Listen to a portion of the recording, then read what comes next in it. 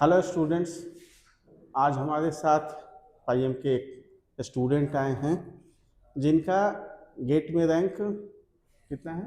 464 464 और जेआरएफ में रैंक 98। हाँ। और इन्होंने जो 18 दिसंबर को एग्ज़ाम 2025 में हुआ था उसमें 98 जेआरएफ में, और जो फरवरी 2026 में एग्ज़ाम हुआ उसमें गेट 464 रैंक आया है। इन्होंने 1 जुलाई का बैच ज्वाइन किया था, 1 जुलाई 2025 में, और इसके 30 नवंबर तक इसके क्लास चले। इसके बाद इनका परफॉर्मेंस ऐसा निकल के आया है। विशाल, अपना इंट्रोडक्शन दीजिए। हेलो एवरीवन, मेरा नाम विशाल है और मैं हरियाणा से हूँ। और मेरी बीएससी हरियाणा के एक लोकल कॉलेज आरपीएस महेंद्रगढ़ से हुई है और एमएससी मेरी आईआईटी इंदौर से है। और जैसा कि सर ने बताया, अभी जो 18 दिसंबर को एग्ज़ाम हुआ था वो मैंने दिया था। तो उसमें सीएसआईआर जीआरएफ में मेरी रैंक है 98 और गेट में रैंक है 464। विशाल, ये 7 महीने, क्योंकि जुलाई से जनवरी ये टाइम मिला, इसमें फरवरी में तो स्टार्टिंग फरवरी में एग्ज़ाम ही थे, तो ये 7 महीने में आपने दोनों एग्ज़ाम को क्रैक किया। यस। तो बहुत सारे आपके दोस्त क्लास के थे जो जेआरएफ में अच्छा किए, कुछ ने गेट में अच्छा किया, लेकिन आप दोनों में अच्छा किए। और इसके लिए मैं, जैसा आपको अभी सुबह में बताया, कि मेरे लिए एक शब्द बनता है और वो है शाबाश। Thank you sir. दूसरी चीज़ें कि इसके प्लानिंग के बारे में बताओ अपने दोस्तों को। जैसे मैंने एमएससी के साथ साथ एक अटेम्प्ट दिया था, उसमें मेरा नेट कुछ पॉइंट से रहा था। तो फिर मैंने जैसे दोस्तों से बात की तो उन्होंने बताया कि पाईएम एक कोचिंग है दिल्ली की, बहुत अच्छी है, उसमें आनंद सर पढ़ाते हैं। तो मैंने अजीत सर से बात की तो अजीत सर ने कहा कि आप डेमो क्लास ही लेके देख सकते हैं। तो कुछ जो बच्चे मेरे दोस्त हैं जो पुराने, उन्होंने बताया कि बहुत अच्छे हैं। फिर मैंने डेमो लिया, सर बहुत अच्छे हैं। तो मैंने पाईएम में एडमिशन लिया। और जैसे स्टार्टिंग में जो है वो धीरे धीरे पढ़ाते हैं। फिर बाद में जैसे होता है, आपका पूरा सिलेबस होता है तो आपको पूरा रिवाइज करना पड़ता है। तो स्टार्टिंग में आप जो पढ़ाया जा रहा है आज, वो डेली डेली डेली ऐसे पढ़ते जाएंगे। फिर जैसे कुछ पार्ट हो गया, एक चैप्टर हो गया, वो एक साथ रिवाइज कर लिया। फिर सेकंड चैप्टर हुआ तो फर्स्ट को भी देखा, सेकंड को भी देखा। ऐसे करके टाइम आपको मैनेज करना पड़ता है। तो उसी के साथ डेली का डेली पढ़ना पड़ता है। और जो प्रीवियस ईयर क्वेश्चन है वो बहुत ज़रूरी, तो वो भी किए और जो डेली है वो पढ़ा। तो ऐसे करके मैनेज हो गया था। मतलब कि ये पूरे नेट का एग्ज़ाम, जैसा याद है मुझे, 30 नवंबर को सिलेबस समाप्त हुआ था, तो वो 18 दिन कैसा रहा नेट के पहले का? 18 दिन सुबह मैं एक्चुअली मैं यही कोचिंग में आके पढ़ता था। तो मैं सुबह 9 बजे आ जाता था यहाँ पे, 9 से, और रात को 8 बजे जाता था। उसके बीच में खाना पीना पढ़ना, बस वो सब यही चलता था। तो उस टाइम पे जो प्रीवियस ईयर क्वेश्चन है वो लगाए थे मैंने, वो उनसे बहुत ज़्यादा बेनिफिट मिला है। अच्छा। और अगर बीच में कोई भी डाउट आता है तो आनंद सर तो यहाँ पे होते ही हैं, कभी भी उनसे पूछ सकते हैं। और ये जब नेट एग्ज़ाम दे दिए, उसका रिस्पॉन्स शीट आते आते देर हो गया था, तो ये क्या कहते हैं, उस 50 दिन को कैसे मैनेज, क्योंकि गेट के सिलेबस और नेट के सिलेबस में थोड़ा अंतर तो है ही, हाँ। तो उसको मैनेज कैसे किया उस 50 दिन को? जैसे जो सिलेबस में थोड़ा सा डिफरेंस है गेट का और नेट का, तो नेट का तो हमने नेट के पेपर तक सब सिलेबस कर लिया था। उसके बाद जैसे जैसे जो अलग टॉपिक्स थे वो मैंने इधर उधर से पढ़े हैं, कुछ उनके खुद से किए हैं, कुछ मैंने सर से भी पूछे हैं कुछ क्वेश्चंस। तो जो भी डाउट आता था मैं वो पूछ लेता था। बाकी जो एक्स्ट्रा सिलेबस है वो खुद से किया है। अच्छा, उसे खुद सबके फिर अपना पीवाईक्यू देखते हुए या काम को। पीवाई के भी। हाँ, पीवाईक्यू कहने का मतलब कि एक धरोहर की भांति है, उसका यूज अच्छे से करना चाहिए हर स्टूडेंट को। सबसे बड़ी बात है कि जो तुम्हारे कई दोस्त होंगे जिनका नेट में हुआ तो गेट में नहीं हुआ, गेट में हुआ तो नेट में नहीं यस। हुआ, या दोनों में नहीं हुआ। उनके लिए क्या कहना चाहोगे? सर मेरी तो यही है कि आप कंटिन्यूअस लगे रहें, आप उसको छोड़े ना बीच में। तो कंटिन्यूटी ब्रेक हो जाती है तो फिर प्रॉब्लम आती है दोबारा स्टार्ट करने में। तो डिमोटिवेट ना हो जाएगा, आप बस लगे रहिए। बाकी सर मैं आपसे पूछना चाहूँगा, आपकी क्या राय है इसमें? आप मेरी से पूछोगे तो मेरा 2005 से लेकर के इस चीज़ को देखने के असफलता और सफलता हजारों सिलेक्शन मिले हैं पाइयों को, यस। और इसको मैंने काफ़ी करीब से देखा है। ऐसे कई स्टूडेंट को देखा है जो 2 महीने में आकर करके, और जो तुम बोल रहे हो PYQ, 2 महीने में आकर रिजल्ट लिए हैं JRF। और ऐसे भी स्टूडेंट रहे हैं जिनका जो मायूस हुए हैं। तो मेरा मानना साफ है, आनंद सर से पढ़ने वाला हर स्टूडेंट गणित में फेल नहीं कर सकता। गणित उसको आती है, वो फेल कर सकता है प्लानिंग में, वो फेल कर सकता है लैक ऑफ प्रैक्टिस में, क्योंकि करंट में उतना टाइम नहीं मिल पाता। वो टाइम मैनेजमेंट में फेल कर सकता है। अगर ये कहीं फेल नहीं किया है ना, तो वो जरूर इंग्लिश में फेल किया है, इस बात की गारंटी है। यस। क्योंकि गणित में फेल कर जाए इतना पढ़ने के बाद, यह संभव ही नहीं हो ही है। नहीं सकता। मैं तो यही कहूंगा उसको कि आप गणित में कमजोर नहीं हो। आप और जानते हो विशाल, ये जो मैं ये समझा हूँ इतने दिनों में कि जो नेट में का एग्ज़ाम है, वो अगले एग्ज़ाम के लिए धरोहर की भांति है। आपको वो आपका बेस देता है। रिजल्ट आपका एक कहता है कि यहाँ कट ऑफ गया, तो वो तो एक टॉप पॉइंट है कि यहाँ लाने थे, लेकिन बेस आप हैं कहाँ, ये एग्जाम बतलाएगा। डिस्टेंस पता चल गई है आपको, डिस्टेंस आपको पता चल गई है। आप वो ये तो बहुत बड़ा एनालिसिस का विषय है, उसको एक मंथन करिए, एनालिसिस करिए कि आप कहाँ दूर हैं, अपने लिए कौन कौन सा बैरियर बना रखे हैं।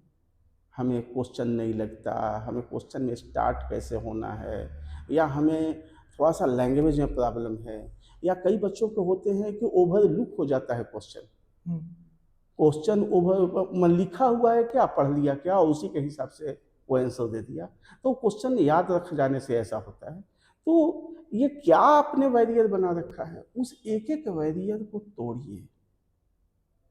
अब प्रैक्टिस लास्ट के मंथ टाइम मैनेजमेंट का है, तो टेस्ट दीजिए, एक टेस्ट लीजिए, और वही टाइम जिस टाइम में आपने उस आपका एग्जाम है 2 से 5 है, चाहे 10 से 1 है, जो भी एग्जाम का टाइम है, वही टाइम लेकर के उसी टाइम में 3 घंटे का पेपर जरूर दीजिए। ये टाइम मैनेजमेंट आपको सिखाएगा। और प्लानिंग तो हमेशा पर्सनल होती है विशाल। यस। आपका बेस कहाँ है, आपका फाइनल कहाँ है, और इस डिस्टेंस को देख करके प्लानिंग करिए। इतना बात तो मैं कह सकता हूँ कि आप 6 महीना पढ़ने के बाद गणित में कमजोर नहीं है, यह माना ही नहीं जा सकता है। क्योंकि जो चीज़ें आपने पढ़ा है, गणित पढ़ हो ही सकता है 6 घंटा 7 घंटा लगातार। जब चीज़ें समझ में आ रही हो, समझ में ना आने के बाद तो अगला मिनट इतना उबाऊ लगता है, तो गणित आपको आती है। ये सब एरर हो सकते हैं, उस एरर को सॉर्ट आउट करिए। अब तुम बोल दिए हो तो 5 मिनट मैं लूँगा। यस सर, बिल्कुल। 5 मिनट लूँगा, और एक चीज़ बताऊँगा।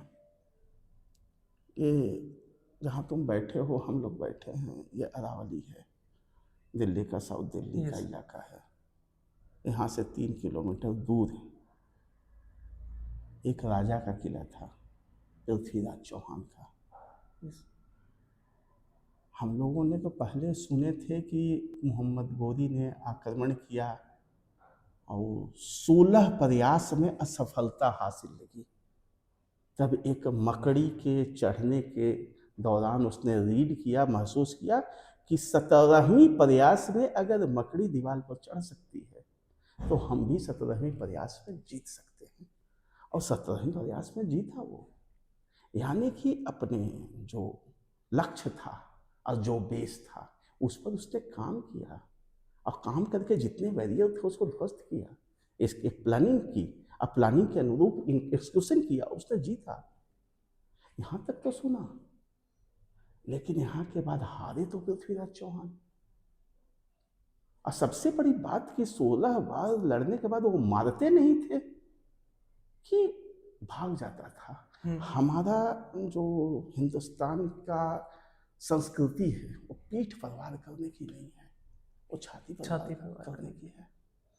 तो वो छोड़ देते थे कि जब पीठ ही दिखा दिया तो क्या हुआ। स्टूडेंट को सीखने के लिए मोहम्मद गोरी से भी है कि सतधर्मी प्रयास में वो जीता, लेकिन एक ट्रेमेंडस बात है जो पृथ्वीराज चौहान के सीखने की है, मैं वो बात बताने के लिए तुमको कह रहा यस। हूँ। हुआ ये कि उनका राज्य गया, प्रजा गई, सेना गई, सारा चीज खत्म हो गया, उनको दोनों आंख फोड़ दिया गया और जेल में बंद कर दिया गया। उनके पास कोई रिसोर्सेस नहीं थे। तब उन्होंने एक नई विद्या का इजाद किया, और वो तीर चलाना आवाज के रास्ते। इतिहास कहता है कि राजा दशरथ इस बात को जानते थे, लेकिन और कोई इतिहास में नहीं है जो सब भेदीवान चला सकता है। उसने उस पर प्रैक्टिस की, और जब मोहम्मद गोरी को पता चला कि चंद्रबल दाई उनके कवि थे, उसके मार्फत कि वो पृथ्वीराज चौहान शब्द भेदी बाण चलाना जानता है, तो कहा क्या संभव है, कोई देख के नहीं चला सकता इतना एक्यूरेट शब्द भेदी बाण, आवाज सुन के कैसे कर देगा। यस। तो एक पूरा सभा बनी, वहां पर लगा, और लग करके, और पृथ्वीराज चौहान कहे कि नहीं एक बार नहीं 2 बांध दीजिए, क्योंकि एक से हो सकता है मेरा मिस हो निकलना जाए। चुक जाए, तो वो ईजिली दे दिया। एक दूर घंटा लगा, पूरा आदमी लोग बैठे, पूरा सभा लगी हुई थी, पृथ्वीराज मोहम्मद गोरी का पूरा ऊंचा आसन बना दूर एकदम देखने के लिए। तो जैसे ही घंटे की आवाज हुई, ये निकाले अपना वाहन, एकदम निशाना एक्यूरेट घंटी पे, घंटा जो है उस पे लगा। ये देखते ही ये विस्मित कर देने वाला था मोहम्मद गोरी के लिए, क्योंकि ऐसा पहले हुआ ही नहीं था। उसके मुंह से निकल पड़ा वाह, और ये वाह निकलना था, और चंद्रवरदाई एक टाइम इंडिपेंडेंट वाक्य बोला, 4 बांस 24 गज अंगुल अष्टप्रमाण, ता बैठा सुल्तान है मत चुको चौहान। अगला वे बाण जो था वो मोहम्मद गोरी के छाती को भेद दिया। जब हम लोग उस वंशावली के पार्ट हैं जहाँ पर लोग जब कोई रास्ते नहीं है तब रास्ता निकाल लेता है। यहाँ तो किताबें हैं, टीचर है, सब चीज़ है हमारे पास, केवल पढ़ना है, प्लानिंग करनी है। हो सकता है, क्यों नहीं हो सकता। बिल्कुल सर। और मैं देखा हूँ कि अपने लिस्ट रिसोर्सेस का यूज करके बहुत गरीब गरीब घर से बच्चे और इस चीज़ को किए हैं। और मैंने एक बार आनंद सर से डिस्कस कर रहा था, आनंद सर कहे कि ऐसा अच्छा रिजल्ट नहीं आ रहा, अच्छे बच्चे नहीं आ रहे हैं। मैंने कहा कि आपके बेस पर सर हजारों स्टूडेंट हैं जो प्रोफेसर बन चुके हैं, बिल्कुल। और वो आपके दिए ज्ञान को बांट रहे हैं और अच्छा कर रहे हैं। तो ये मैं कहूँगा स्टूडेंट से कि हारिए मत, एक बार फिर लगिए, अपने रिसोर्सेस का यूज करके एक बार फिर फाइट करिए। और एग्जाम धरोहर हैं, जो नहीं हुआ है वही सफलता की बुनियाद रखेगा, इस बात को मानिए। तो तुमको जीएस राय कैसा लगा? जीएस राय सर यहाँ का बहुत अच्छा एनवायरनमेंट है। जैसे जो बच्चा नया यहाँ पे आएगा उसे बिल्कुल नहीं लगेगा कि वो एक नई जगह जा रहा है। पढ़ाई का माहौल है, अलग अलग इंस्टीट्यूट्स हैं यहाँ पे, तो बच्चे जो है उसे पढ़ाई पे ध्यान रखते हैं। तो एक दूसरे से मोटिवेट होके, एक दूसरे से कुछ सीख के बहुत अच्छे से पढ़ाई होगी यहाँ पे। जैसे तुम एक महेंद्रगढ़ से निकल के तुमने कहा कि आईआईटी इंदौर से तुमने मास्टर्स किया है, और फिर इसके बाद जीएस राय आए, तो ये क्या कहते हैं, अगर तुम बिग सिटी नहीं जाते, वहीं से ऑनलाइन भी ले लेते तो हो जाता है, कईयों का हुआ है, हाँ हाँ। ठीक ना। लेकिन क्या कहते हैं, क्या चीज़ का लॉस हो जाता तुमको, ये एनालिसिस ये बताओ। जैसे सर हम एक टाउन से पढ़ रहे हैं, वहाँ पे ऑनलाइन क्लास ले रहे हैं, तो जो लेक्चर यहाँ पे डिलीवर हुआ वो ही हमने वहाँ पे सुन लिया। लेकिन जैसे एक तो जो डाउट्स डिस्कशन होते हैं, ऑफलाइन अगर टीचर है तो आप उनसे कभी भी पूछ सकते हैं, वो बिल्कुल तैयार है आपके लिए। ऑनलाइन में अगर क्लास के बाद डाउट आया कुछ, तो आप उस टाइम नहीं पूछ सकते, आपको अगले दिन क्लास का वेट करना पड़ेगा। दूसरा, जो कॉन्सेप्ट्स होते हैं वो एक सामने टीचर खड़ा हो तो उससे देख के पढ़ें, एक लाइव में पढ़ें, तो उसका फ़र्क हो जाता है। जैसे आप फ़ोन में देख के या लैपटॉप में देख के क्लासेस ले रहे हैं, जो आपकी 6 घंटे 7 घंटे की क्लासेस हैं, तो आँखों पर बहुत फ़र्क पड़ता है। आँखों में कभी कभी दर्द भी होने लग जाता है, और उससे जो कंसंट्रेशन है वो थोड़ा डिस्टर्ब हो जाता है। आप उतने अच्छे से वो चीज़ नहीं समझ पाते जो ऑफलाइन में समझ पाते हैं। तो इसीलिए मैं भी ऑफलाइन में इसीलिए आया था। यानी कि जो घर से लोग बाहर निकलते हैं पढ़ने के लिए, उनको सबसे बड़ा बेनिफिट क्लाइमेट का वहाँ होता है। बिल्कुल जो सर। स्टूडेंट सर्कल हैं, उनसे सीखने को भी बहुत कुछ मिलता है। यस। कई सीनियर मिल जाते हैं तो वो भी बहुत कुछ सिखाते हैं। कई डाउट्स तो यहाँ पर सीनियर ही डील कर हाँ, देते आपस हैं। में कोई पूछ भी के यहाँ बिल्कुल हो बैठा हुआ सकते है हैं अपना सर। पढ़ रहा है, तुम्हारा भी देख लिया। यस। ठीक ना, ये चीज़ें अच्छी हो जाती हैं। तो कहने का मतलब कि आगे क्या करना चाहोगे? आगे क्या प्लानिंग है? अभी थोड़ा सा ये बतला दो। मैं सर अलग अलग जगह पे मतलब पीएचडी के लिए ट्राई करूँगा। और जो भी मतलब जो अच्छे अच्छे इंस्टीट्यूट्स हैं उनमें पीएचडी के लिए ट्राई करेंगे, इंटरव्यू होगा तो देखते हैं कहाँ पे क्या होता है। बिल्कुल। तो विशाल, आपको ढेर सारी शुभकामनाएं। Thank you so much sir. आपने बहुत अच्छा किया और बहुत कम समय में अपने सारे टाइम को यूटिलाइज किया और एक अच्छी सफलता अर्जित किया। आगे भी ऐसे ही करते रहिए, और जब लगे आपको कि पाईएम आपकी कोई मदद कर सकता है, तो पाईएम वहीं पर खड़ा है जहां था। यस, ठीक थैंक है, you best sir. Of luck. मैं सर एक बात और कहना चाहूँगा। हाँ। जैसे पहले तो मैं सभी को थैंक्स करना चाहूँगा, आपको, अजीत सर को, विक्की भैया को, जो आपने हमें मोटिवेट किया, और जो मेरे फ्रेंड्स हैं जिन्होंने मतलब थोड़ा मोटिवेट किया। जैसे मेरा कुछ पॉइंट्स रह गया था नेट, तो उसके लिए मोटिवेट किया कि हो जाएगा, अगली बार हो जाएगा, ट्राई कर। और पेरेंट्स का भी बहुत ज़्यादा हाथ है इसमें, तो मैं आप सभी को बहुत बहुत धन्यवाद कहना चाहूँगा। Thank you sir.